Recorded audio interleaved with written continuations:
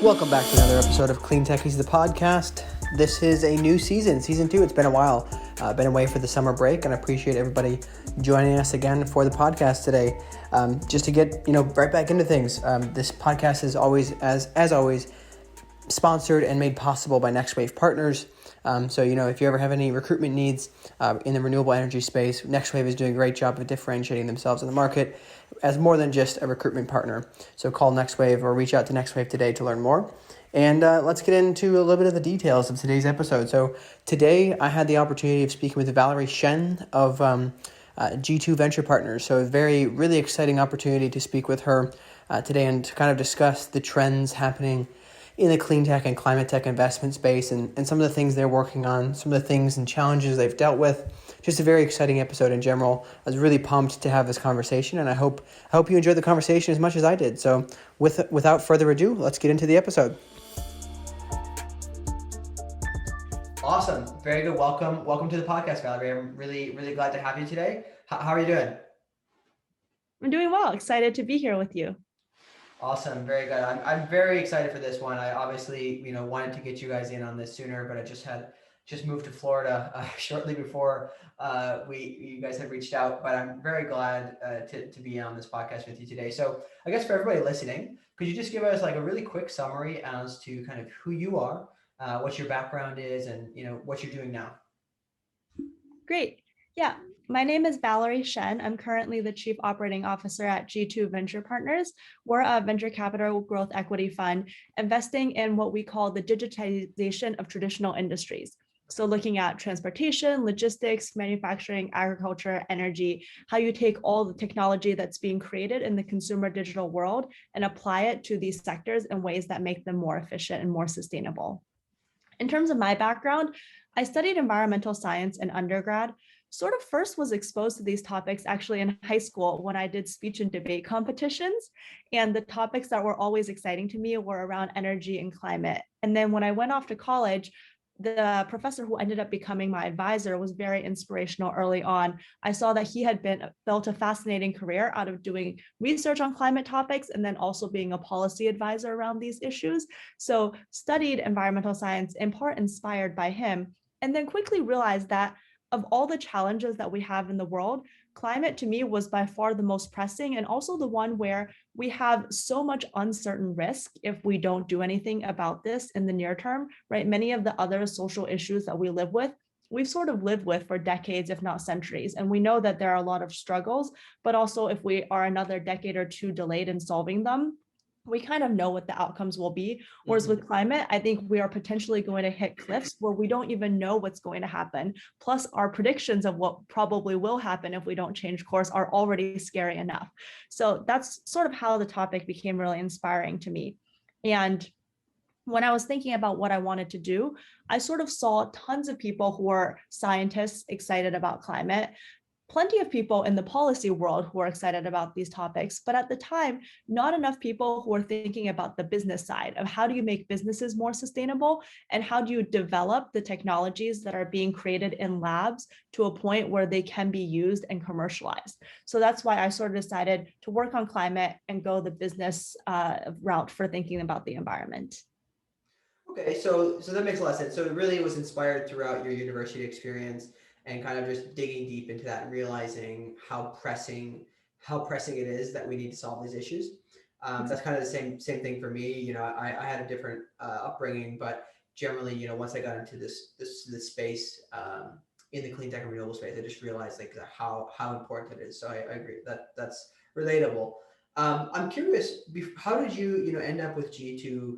I'd like to know maybe kind of some of the context in some of the roles you had in the past, and because I want to draw from that in the future when we talk here more about what your experiences have been in the past versus now, or have you always been focused on climate related investing? So could you just give us some more context there?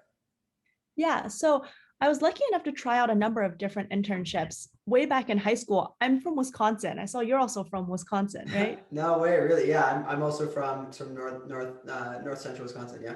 Awesome. So I'm from Madison. My first ever internship was in high school, working in the Wisconsin State Assembly for our State Assembly Natural Resources Committee head. So got exposed to some issues there. And then when I was in college, my freshman summer, I worked in DC for the Wilderness Society. So thinking through some climate and environmental topics from an advocacy perspective. And then my sophomore summer, I worked in investment banking with Goldman Sachs based out of San Francisco. So focused in the clean tech group. Actually, the head of that group at the time is now one of our advisors at G2 to make the world very small.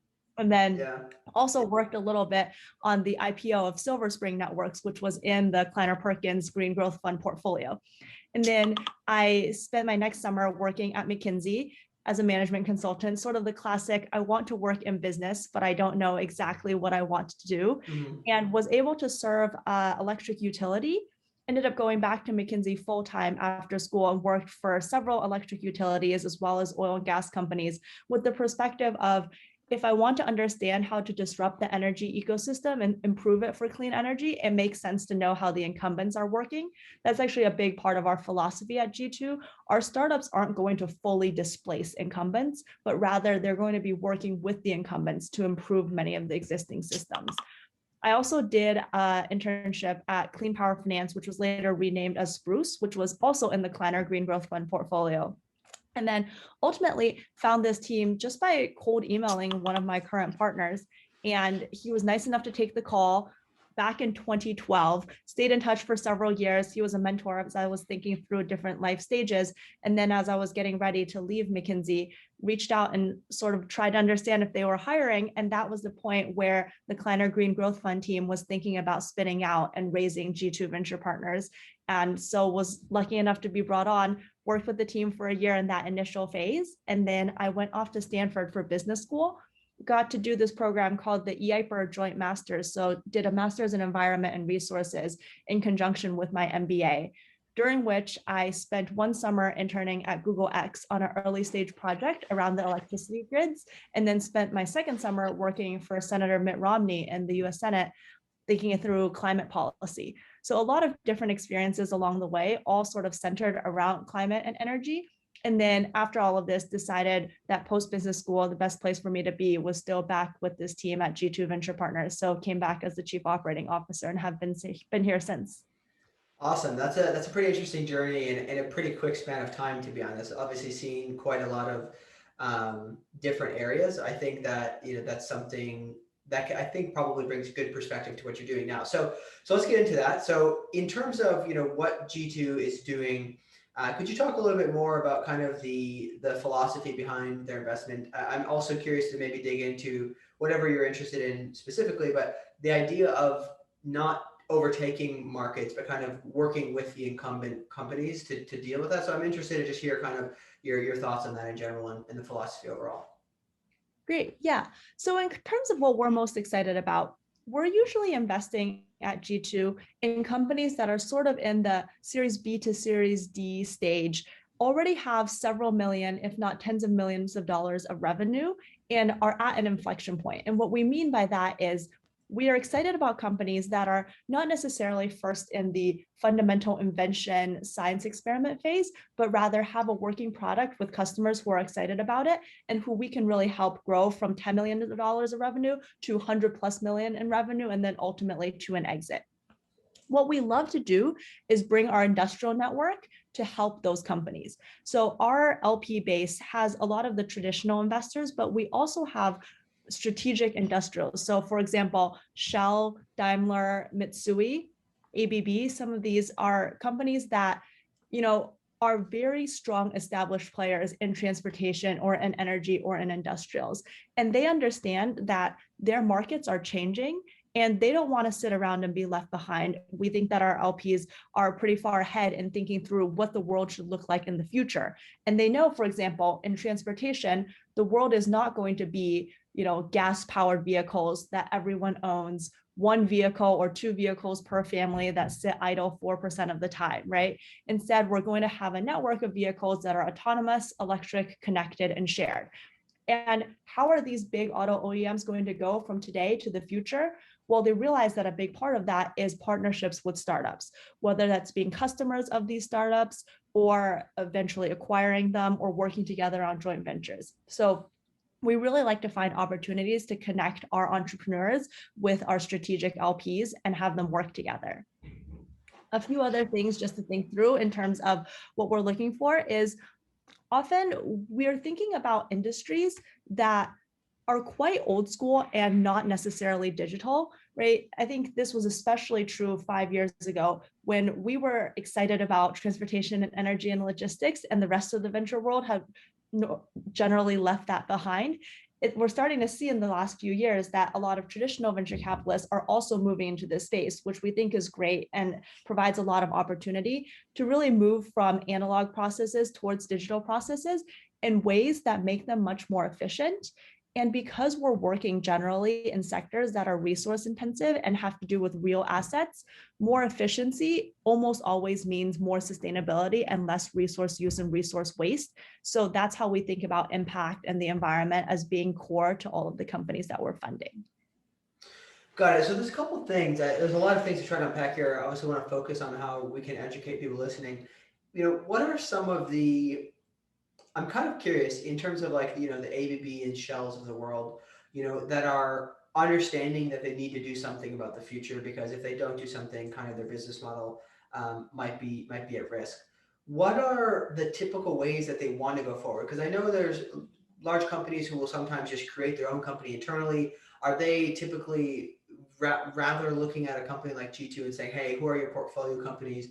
Who can we kind of fund through you or just develop as partnerships? How is that typically looking? What are some of the challenges that they're facing and that you're trying to help them to solve? Yeah. So we've sort of seen the whole gamut in terms of what these strategics are trying to do. Some of them are starting their own corporate venture arms, right? And those corporate venture arms, some of them are trying to focus on financial returns, but oftentimes it's about making investments into companies that are going to have some sort of strategic value. And then what we're seeing is both those corporate venture arms, as well as strategics who don't want to go through that process of setting up their venture team, are making investments directly into funds such as ours, because we're seeing more deal flow than they probably could see themselves, or even if they're seeing deal flow on their own, just an additional source of information. And for them, this is a combination of let's find great partners to work with. And also let's just make sure we're keeping track of what's happening in the landscape. And part of the way that we can help is there's not as much of a sort of like competitive vibe there, right? A startup might be concerned that if they're getting really close with one specific auto OEM or one specific oil and gas company, that's going to prevent them from being attractive to all of the others in the ecosystem. But by working more with a traditional venture capital fund, it's less of a one-to-one partnership that could be dangerous for their development. Okay, so it gives them the flexibility on their own growth in terms of the new technologies as well. Okay, that's interesting.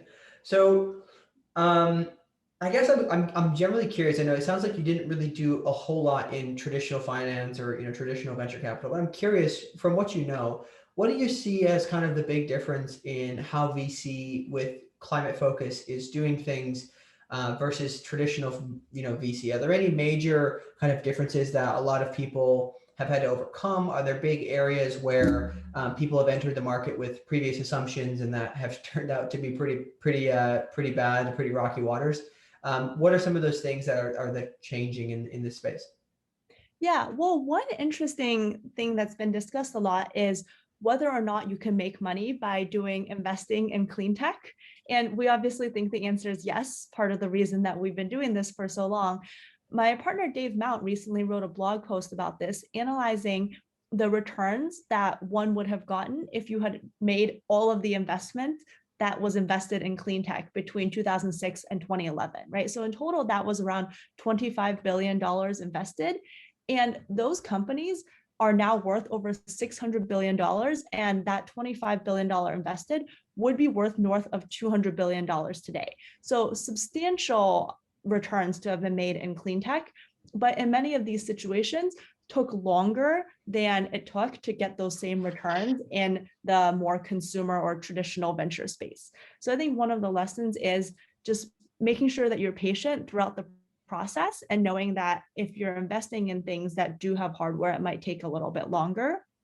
Part of the way that we're solving this is investing in companies where we see a technology that's already working, or often looking for software companies that are still in this industrial space so that we can be getting returns for our LPs on the timeline that they expect. I think the other thing to understand, oh, yes, go ahead. No, go ahead. So, and the other piece of it, like we just talked about earlier, was just how important it is to be working hand in hand with those incumbents. I think one classic example is quite a few of our companies now and in the past sell into electric utilities, right? So then you have a specific set of skills around how do you work with utilities and how do you get them to be excited about your technology and get them to try things out and work on the time scale that you want, something that more traditional VCs probably aren't as used to if they're selling more to consumers or a different type of customer. Yeah, so this is something interesting. I think that, obviously there's lots of analogies that have been, brought up about when you have new technologies and you introduce them to the market, you still have to deal with the incumbent, right? If there's a 4-lane highway with 4 cars going 30 miles an hour, and that's the fastest cars, and then you build one that goes faster, you still can't just go fast because there's all the other cars plugging up the highway. So what are some of the ways, like what are some of the biggest challenges and in getting these incumbent companies, the companies that you have to work with because you need those partnerships? We need to really change the entire ecosystem. What are some of the ways that you're seeing your portfolio companies or that you guys are helping to influence these incumbent companies, these utilities, for example, in trying to be more innovative in the way they do things and kind of integrating with these newer technologies? What are some of those challenges and things you guys are doing? Yeah, I think the biggest challenge is sort of getting them comfortable around risk, right? Often when you think about a utility, you're not talking about one individual person, you're talking about many people and committees that have been built up with processes specifically to make sure that no individual person is able to make a decision that's going to have major downstream consequences. But that also makes it harder for each individual person, even if there are awesome people willing to take risks, to be able to make a decision big enough to really push the needle. So I think a couple of interesting things about that. One is our mindset is we're serving incumbents to help make them more efficient, right? So trying to find ways to take their existing processes and improve them, and really not always to fundamentally change and displace what already exists. Another thing that we found works really well is these incumbent players are all sort of connected to each other. So if you can get one utility really excited about a product and get them to try it and have a success story, then you're far more likely to get others who are in their space or others that are connected with them to make that change. Especially because you'll then have the data and they'll sort of be taking a step that is more accepted already. Yeah, that makes sense because obviously once you can get the curve turning, once people start to realize it works, that makes a lot of sense to them, and then they continue. This is interesting to me. This whole space is interesting. I'm just curious to know from your perspective. You obviously see a lot of different companies. You probably help scan through all these different opportunities to some extent. What are some of the big trends that you find very interesting, or that you find even more that have a lot of potential in terms of successful investments for the actual financial returns within the climate tech sector? Because there's obviously many things, and it might help if you want, for people listening, to break down kind of the main sectors, if you guys have a way of dividing them out, because I know there's so many things. So what are some of those areas? Yeah. So we think about, like you said, a bunch of different sectors. Maybe I just highlight a couple of them. One piece of it that we've been looking at a lot is transportation, right? And in transportation, the idea here is we want a future where we have autonomous and electric vehicles, and that allows vehicles to all be connected and talk to each other, have use camera telematics and other systems to monitor what's going on and improve the minor operations. And then also to make sure that these vehicles are not necessarily owned by one individual and sitting around all the time, but rather part of a whole ecosystem that's connected together. And if you think about what we have today versus what that future looks like, you have tons of different technology, whether it's the hardware or the software or like marketplaces. And we're excited about all of that. Another chunk is logistics and supply chain. And this applies to sort of all sorts of goods and people that are being moved. We really believe in collapsing various steps of the supply chain so you don't have, for example, in food, a product that's being moved 15 times between the farmer and the end consumer, but rather being able to move it direct to consumers in ways that can make the food be fresher, have less emissions associated with transport, less waste from things rotting along the way, less emissions from things just like constantly being moved around, right? And how do you do that? Part of it is by taking assets that are right now just physical and no one really knows where they are and being tracked by clipboards to having platforms that are tracking these electronically and really matching suppliers with the distributors with the end consumers in a much more effective way. And then if you're doing that, you start to think more about how do you automate your warehouses and how do you automate last mile transport and delivery? And how do you think about just like taking all of these individual pieces and moving them in automated ways, but then also protecting workers and protecting all the individual people that are part of that chain. And then a sort of separate chunk that we're starting to think about is retail and e-commerce. And so that means, for the end consumer, how are you going to interface with the platforms that you're buying from? Who's going to decide what are the products that are going to be available? How do you make sure that you're producing products that people actually want so you don't have extensive waste? And then how do you produce those products in the safest way possible? Really, I feel like I've now covered almost every sector of the economy. So it's a pretty broad scope, but it's all with that underlying theme of efficiency and using technology to make your processes better. Yeah, one thing I found interesting from what I've learned is that there's so many. Obviously, we have to reinvent the entire way we live life, right? Every physical product has to be reinvented essentially to some extent, or at least reimagined how we produce it to create lower emissions. So I'm curious, what would you say is kind of the way you guys find specifically technology only companies, right? Because it sounds like that you said that it's all digitalization, correct? That you focus on. Mm-hmm. Yeah. Yeah. So how do you go about finding those companies, and how do you know when it's a winner, right? How do you know that it's going to really win? Because I'm assuming that there's just so many opportunities, but at the same time, you have to be very careful which ones you're going to go with to make sure it's a winner. Is it about the tech? Is it about the team? What are some of those things? We really like to find companies through a process that we call a deep dive. This means that we're thinking about a sector that we've concluded is or probably is interesting. And then we'll spend multiple months really getting smart on that sector, talking to all the companies that we can in the space, talking to industry experts, and then talking to potential customers and suppliers into that sector. This is part of where our strategic LPs come in handy, and they're really helpful in the process, and really mapping out our landscape for what is going to be a successful company, say in LiDAR, and what are the metrics that the customers are looking for. Of all the companies that we've seen, how are they currently scoring across all of these metrics? And then you can sort of have a sense of, we believe a winner should look like X, Y, and Z. And then we really like to focus on how the customer is reacting, right? We can do all the analysis that we want on the technology, but ultimately the customers are the ones that are making the decision. So looking at revenue changes, looking at how customers are or are not continuing to purchase the product, that can be really helpful for us. And then specifically talking to the customers to understand why they do or don't like a product. This is really why we focus at a stage where our investments are already post-revenue. So we really have customers that we can talk to. Yeah, that makes a lot of sense. So another thing, there's so many things I'm trying to like cover here. There's so many interesting topics, but another thing, that I feel like both of us being from Wisconsin, I don't know if you encountered it as much being in Madison, obviously a little bit bigger city.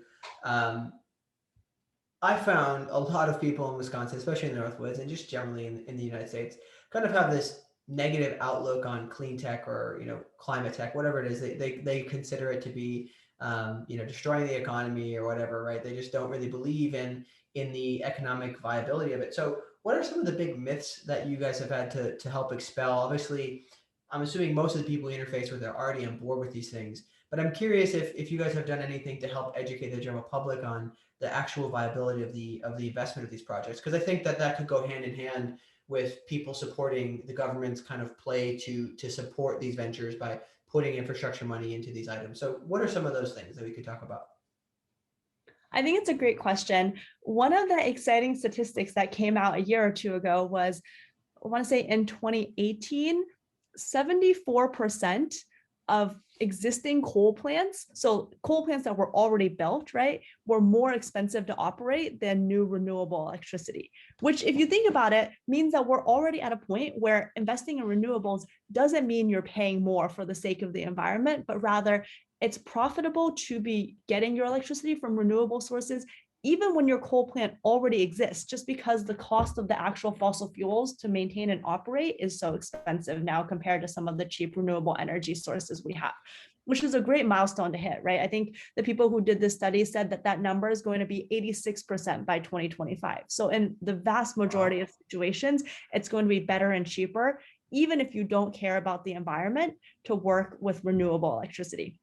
So we're no longer asking people to make sacrifices in that sense. Another example is Proterra, which is an electric bus company that's in our portfolio. Proterra is deployed in the majority of states in the US, including some states where you wouldn't necessarily think that the politicians or citizens really care about the climate impacts.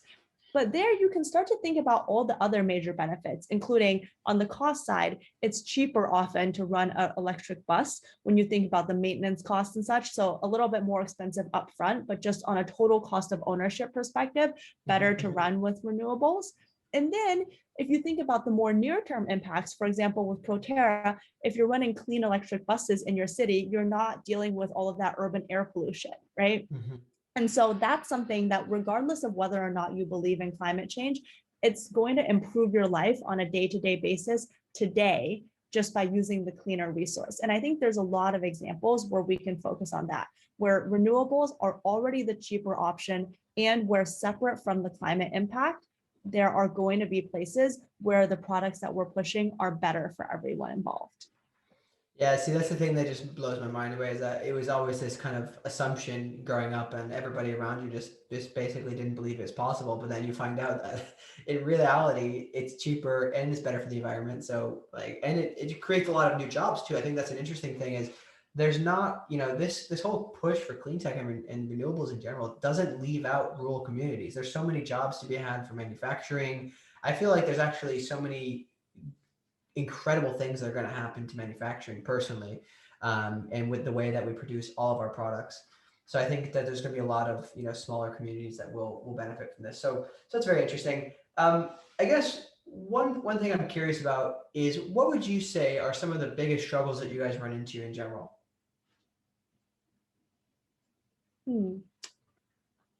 I think one of the struggles is just thinking through the timelines of all of the different things that we're trying to do, right? We have a fund that's a 10-year fund life. We're making investments. We want to make sure we're investing in the best new technologies, but also that in the right amount of time, we can help that company get to a great exit and return capital to our LPs. And then when you think about timelines on a shorter scale, we really like to get to know our companies, and we want to make sure that we're talking to the founders and building that relationship before we're making that investment. And then sometimes we're seeing things that are moving on so fast of a timeline that we're not always able to do the right amount of diligence, and trying to sort of adjust to that new normal there. I think the other thing that is both good and bad is that there are a lot of people who historically have not been investing in clean energy or sustainability or climate tech that are now entering into the space, which we generally think is really good for the ecosystem, but also means that there's sort of a different set of norms for what everyone is looking for, which can lead to a variety of different expectations and valuations. And it doesn't feel like the dust has settled yet in terms of what the market is going to look like. Yeah, this is something I think would be interesting. Maybe you could speak to this a little bit, and maybe the history of kind of the clean tech and then into what we call now climate tech investing. Maybe could you speak about the history of how a lot of these tech firms kind of started investing in clean technologies, assuming that they would receive these returns, and then how it ended up and where they're at now? Yeah, of course. So our team was first created back in 2008. We were at Kleiner Perkins running the Green Growth Fund. And that was part of what is often referred to now as CleanTech 1.0, right? The first wave of clean tech with over $25 billion invested into the sector. And a lot of that was around what we think of as traditional clean energy. So electricity generation with solar, with wind, with biofuels. And that was really hot for a while. And then there were a few very high profile failures that I think gave the whole industry a bad rep. As we know today, many of the companies that were invested in that phase have actually done incredibly well. One of the examples in our portfolio is Enphase Energy, which makes microinverters. And then also, of course, Tesla, which everyone has heard about, sustainable meat company Beyond Meat, right? There's a lot of good examples of successes, but there were enough sort of struggles early on that quite a few investors got spooked and sort of moved away from CleanTech 1.0.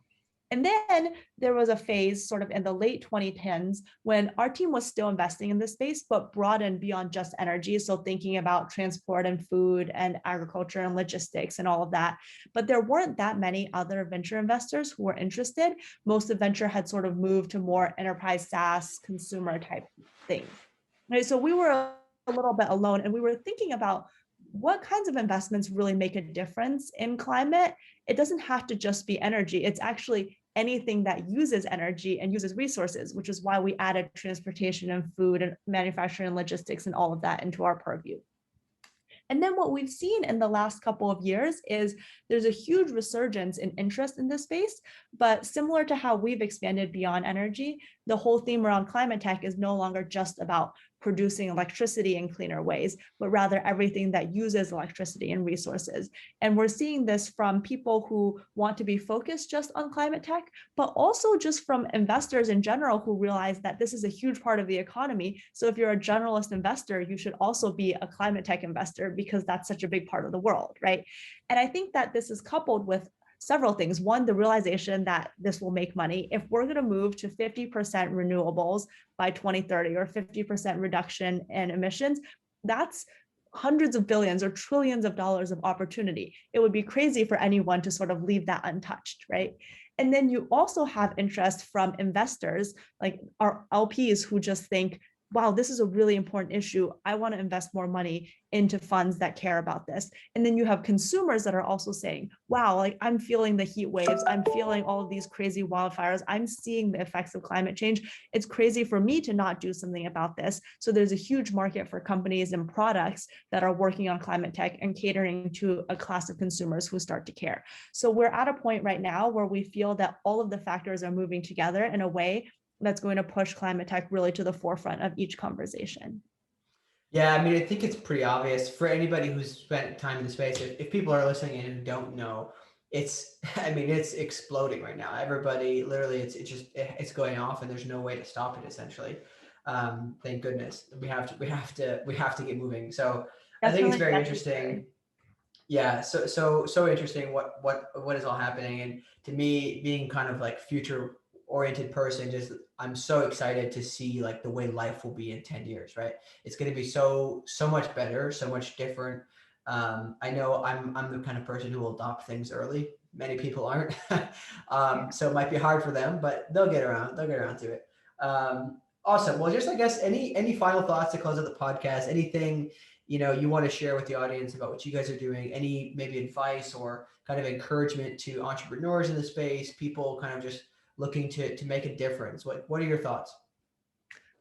We're always excited to hear from entrepreneurs in the space. So if you're building a company in that sort of tens of millions of dollars of revenue phase, like I mentioned earlier, a pretty broad set of sectors for what we define as being relevant to climate tech, please feel free to reach out. All of our email addresses are on our website at g2vp.com. In terms of advice, I guess what I'd say is everything seems to go through cycles. So if you're working on something that you believe is exciting and it doesn't feel like everyone else is excited about it right now, you can almost always find someone who's going to believe in it with you. And if you're on the right track and you're doing the right thing, there will be a time when others sort of jump on board as well. That's what we saw in the last several years with climate tech when it wasn't hot. And now we're really excited that it is popular and really moving again. Yeah, I mean, just think about all the people who stuck it out, right? The people who were Yes. working on their research and development, and they finally, now the money comes around, and now they're, changing the world really. So, yeah, definitely appreciate that. Appreciate that advice. It's always great to hear. So awesome. Well, thank you so much for coming on the podcast. Definitely excited to see what you guys do and what your portfolio companies can accomplish, and we'll be following them and keeping an eye out keeping an eye out on what they're doing in the future. Great. Well, thank you for having me. Really enjoyed the conversation. Yeah, absolutely. We'll have to have you on again sometime. Thanks. Awesome. Thank you guys so much for joining us on today's episode of the podcast. As always, such a great conversation. I hope you learned a lot. I hope you had a lot of takeaways. Definitely be sure to take some notes and maybe do some follow-up research to learn more about the space on your own time. As always, we're trying to build this and trying to the purpose of this podcast is to just help other people get into the loop of what's being done in the space to help combat climate change. There's so many interesting things, and I think this is a great conversation to kind of discuss from a money perspective where their heads are at, what they're doing, and challenges they face. So thank you for listening to today's episode. If you'd like to get further involved, feel free to join our Slack channel. We have a Slack channel that we've been building very slowly but surely, just to try to connect other people who are interested in the space. Whether you're an expert in clean tech or climate tech, or maybe just interested, feel free to join that. Link in the description, and maybe meet some other people, and potentially even get your next job opportunity through there. So definitely get in touch there. As also would like to mention, we've been doing this for a while. We want to make sure people are aware that we are continuing to put out a monthly newsletter at this time, kind of diving into a little bit different type of topics. Typically, Randy and I are doing a little bit of research on some specific topic, helping people to be aware of the problem, and then kind of bringing to light some of the solutions that are there through the companies that we've been talking to. A lot of the companies mentioned in that newsletter have been people I've interviewed on here. So it's kind of a nice thing to bring full circle. So it definitely, if you're interested in learning a little bit more detailed stuff, sign up for the newsletter. That's, again, coming out monthly at the moment. We might change that in the future, but currently it's coming out every month on the 27th. And it's a great way to just be in touch with us and, have some content to read. Not too much, just not to overwhelm your inboxes, just a little bit. And then, feel free to reach back out to us through there. It's a great way for us to get feedback, any ideas or thoughts you have on the show, people you'd like to see.